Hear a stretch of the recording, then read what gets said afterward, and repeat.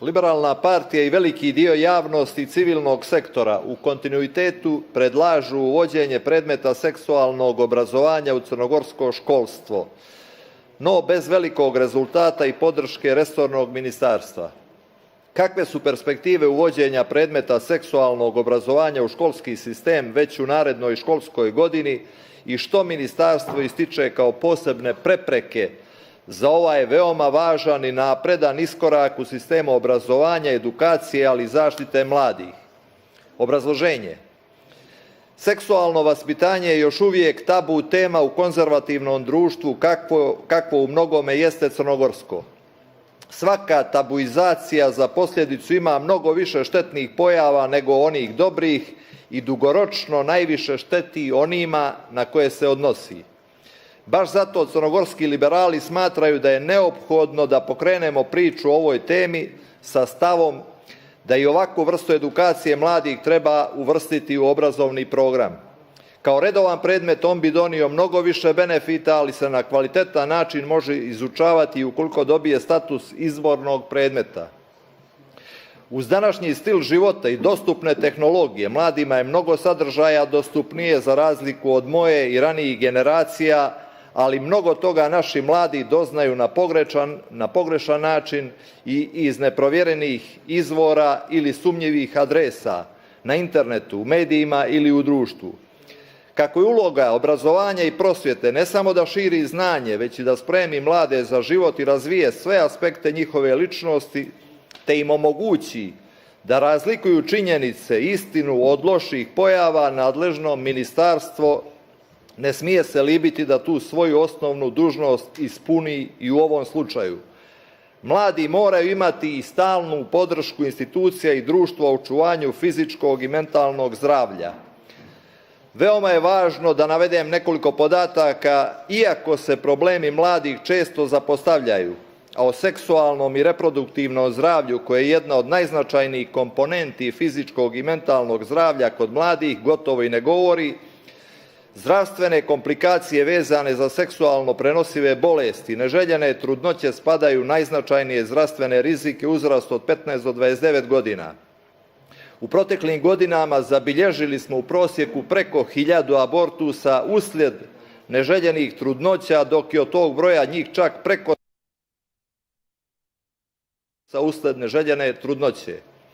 Samo ova činjenica bila bi dovoljna da se odmah preduzmu koraci ka edukaciji mladih ljudi u smislu seksualnog i reproduktivnog zdravlja, koje je trenutno prepušteno na volju i lično interesovanje mladog čovjeka ili edukacijama koje organizuju različite nevladine organizacije. Dakle, bez sistemskog i zajedničkog odgovora na ovaj problem.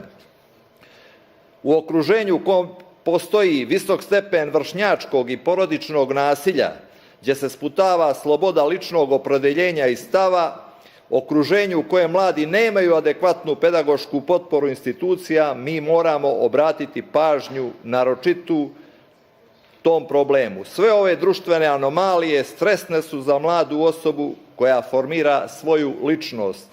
Seksualnost kao posebno osjetljiva intimna kategorija najčešće je mjesto zloupotreba usled ogromnog osjećanja krivice, zabranjenosti i izbjegavanja ove dodatno nameće teret mističnosti i problem gura još dublje pod tepih, gdje ostavlja strašne posljedice po život mladih ljudi koji nisu još ni svjesni sa čime se suočavaju.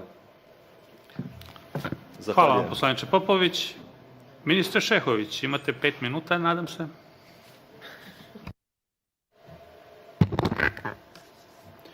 Uvaženi poslaniče Popoviću, u crnogorskom obrazovnom sistemu postoje nastavni predmeti koji se na posredan i neposredan način bave seksualnom edukacijom.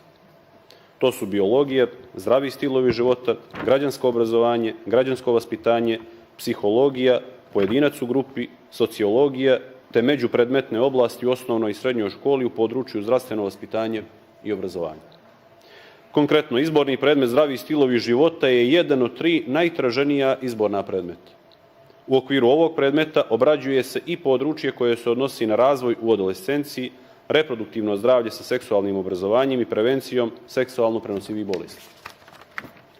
U okviru ovog izbornog predmeta izučavaju se sadržaji sa sljedećim ciljevima: da se učenici upoznaju sa promjenama do kojih dolazi na tijelu, da razumiju zašto je poželjno da u vrijeme stupanja u seksualne odnose, pored biološke zrelosti, postoji i emotivna i intelektualna zrelost, da nauče osnovna prava u oblasti reproduktivnog zdravlja, da dobiju informacije o građi i funkciji reproduktivnih organa, da u potpunosti razumiju koncept planiranja porodice, da se informišu o seksualno prenosivim bolestima, rizicima za njihovo dobijanje i načinom na koji se sprečava njihovo prenošenje. Naravno, neizostavan je i zaključak da je seksualna edukacija, baš kao i prevencija zloupotrebe psihoaktivnih supstanci, društveno pitanje, a samim tim zahtijeva kako kvalitetnu komunikaciju sa porodicom, tako i kvalitetne intervencije od strane više društvenih subjekata: Ministarstva zdravlja, Instituta za javno zdravlje i naravno prosvjetnog sistema. Navedeni obrazovni programi daju ključne odgovore mladima u razumijevanju seksualnosti i seksualnog obrazovanja, što ne znači neraspoloženje za inoviranje planova i programa u ovom dijelu. Smatramo da bi eventualno odluci o tome, kakva god ona bila, trebalo da prethodi ozbiljno istraživanje, kao i analiza podataka, prije svega onih od Instituta za javno zdravlje. Do tada cijenimo da naše školstvo na solidan način obrađuje ovu tematiku kroz redovne izborne predmete, ali i takozvane međupredmetne nastavne oblasti. Također, u čitavom procesu se ne smije zanemariti prije svega uloga roditelja, koja se, kada je riječ o ovoj temi, mora osnažiti u širem društvenom kontekstu. Vi ste nam, poslaniče Popoviću, postavljanjem ovog poslaničkog pitanja i aktualizovanjem ove problematike u Skupštini Crne Gore pomogli da još intenzivnije razmišljamo u pravcu pomenute analize o kojoj sam malo prije govorio i da u nekom narednom periodu izađemo sa konkretnim zaključcima na osnovu kojih bismo preduzimali dalje korake u ovom pravcu. Hvala. Hvala, ministre Šehović. Poslaniče Popović, izvolite. Zahvaljujem, ministre Šehoviću. Na neki način ovaj vaš odgovor djelimično me ohrabruje da će se ovoj važnoj temi prići sa dužnom i ozbiljnom pažnjom, da to više neće biti tabu tema u crnogorskom društvu. Ja ću samo kroz komentar navesti neka iskustva zemalja u kojima se seksualno obrazovanje uvodi još od najranijeg perioda i pokazuje da se informisanjem djece i mladih o važnom aspektu njihovog zdravlja preveniraju i smanjuju neželjene trudnoće, seksualno nasilje i seksualno prenosive bolesti.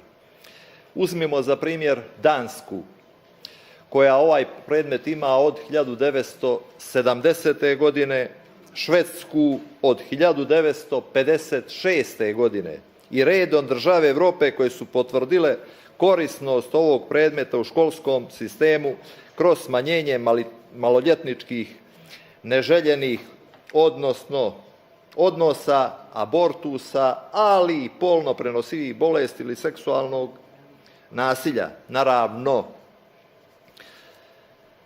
mi znamo koliko kasnimo i koliko je, recimo, koliko su skandinavske zemlje ispred nas u svim oblastima. U mnogim oblastima kasnimo i nekih 50 godina, kao što je to primjer i slučaj ovdje kod ove veoma važne teme. Imamo i primjer da su u evropskim zemljama ta obavezna edukacija u školama, da je smanjila u mnogome broj abortusa. I za sami kraj navešću ovaj primjer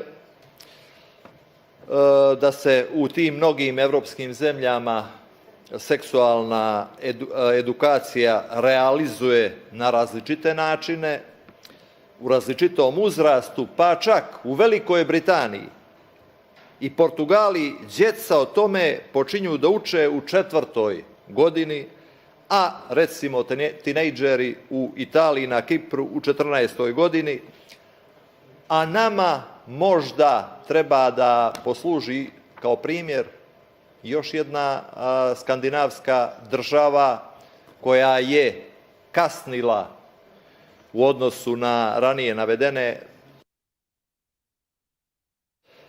da je, otkad su uveli seksualno obrazovanje kao obavezan predmet, stopa abortusa smanjena za 26%.